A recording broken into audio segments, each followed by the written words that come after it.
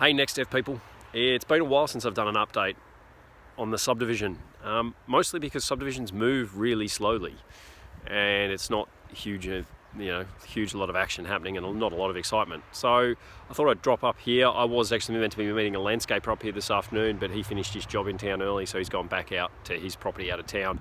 Hopefully I'll catch him over the weekend. So where are we up to? DA was approved, you all knew that. We got the contracts in place, all the JV agreement in place. We settled out on the purchase, so I'm now part owner of this site. So, that's all done.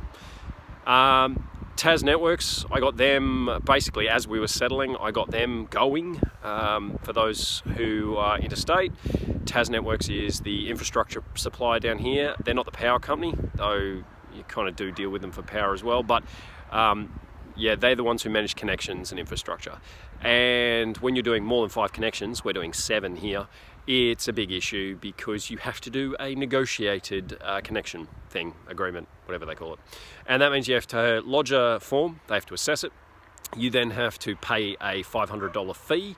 They then do a basic design and then they give you a fee proposal for what the actual connection is going to cost. Now, we put that in 8 weeks ago, and the designer got assigned 2 days ago.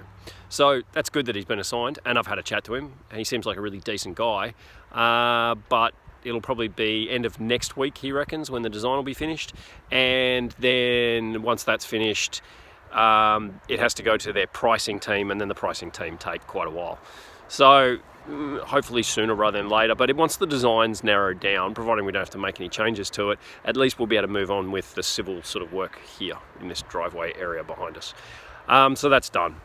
Civil engineer, I'm actually expecting some plans in my inbox on this phone when I finish recording this.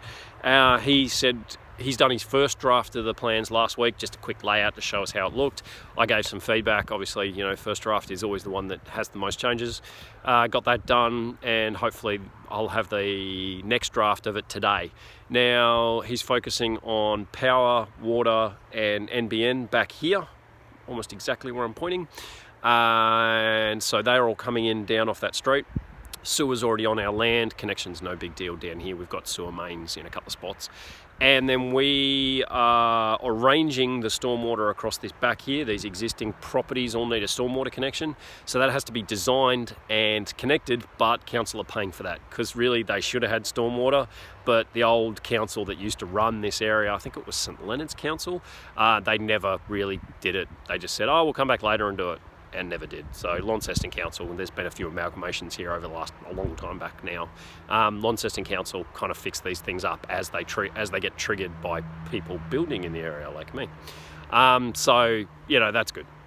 But we have to do the stormwater at the bottom, and the reason the civil engineers are putting a bit of work into that is because we've got a bit of stone down the bottom. So this hillside has quite a lot of exposed granite.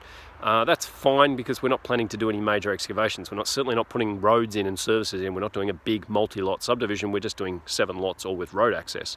So people can build without digging in. They can build onto the land and compensate for the rock. But the stormwater we put at the bottom of the block, it can't compensate for the rock as easily. So we want to dig through the absolute minimum rock. It's about 6 times more expensive per linear metre to dig through rock than it is to dig through dirt.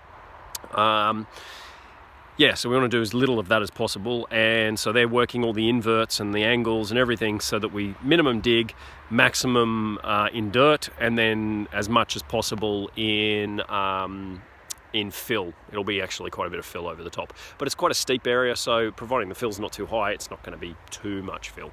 And down the bottom's a bit softer. There's less rock in the last sort of 20 metres of the blocks, and so down there we should be able to dig in a little easier. So they're designing that, and then that goes under Tas Rail's infrastructure, and that's where it's going to get interesting. So I'll probably do a whole update on that once we get there. I'm hoping next week will be the design work will focus on that. So my priority at this point is making sure Tas Networks have everything they need to get their power set up working. That'll also narrow down a price because we have no idea what that price is going to be. It could be a lot, it could be a little. The guy sounds like he's really decent. At this stage, basically the connection back there on this one is likely to be a cabinet. They're going to be bringing 3 phases in on 4 connections at 100 amps per phase. So apparently we can't put that on one pole, but we can put it on 2 poles or a cabinet. He's basically going to go with whatever's cheapest and integrates best. The entrance that's down here, that entrance is going to have 1 pole. Then we're going to bring it out to the private land area, because this is a shared driveway. We'll bring it out onto the private land and terminate it there. So yeah, water, NBN, pretty easy, just pipes, nothing special. And yeah, so Tas Networks, we've got to get them. Yeah, Tas Networks, keep them happy, keep them moving. We're planning to do this drive entrance area as the first landscaped thing. So we'll do the services required here, do the crossover and the drive and landscape it all up and get it all pretty. And then, I mean, look at these blocks. Beautiful views. It's just long grass. We'll basically have it all gravelled to just there. You'll be able to drive down here in your car, park. You'll have pegs which show where the tidal boundaries are. And then, you know, you'll just be looking at these grassy paddocks. So it'll be really easy to kind of sell the dream. Maybe you see some wallabies if you catch it at the right time. I can see the marks where they've been laying in the grass today. Yeah.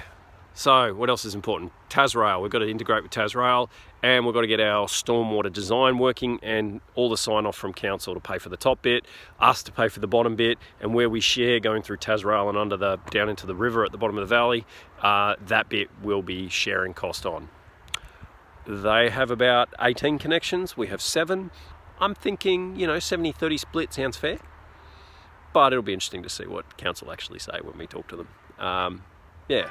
Their digging is going to be a lot easier, because up here it's mostly dirt. There's not going to be any rock, and it all falls a really easy way. It's going to be a pretty easy design. Now the sun is just setting behind a cloud, and I reckon it's a bit after 4:15, 4:30, but literally I can see the sun setting behind a hill. So it's kind of nice. These lots are going to get nice sunshine, nice exposure. You're going to get afternoon sun. It's not particularly steep behind us, so you're going to get pretty early morning sun. They're just such a great spot.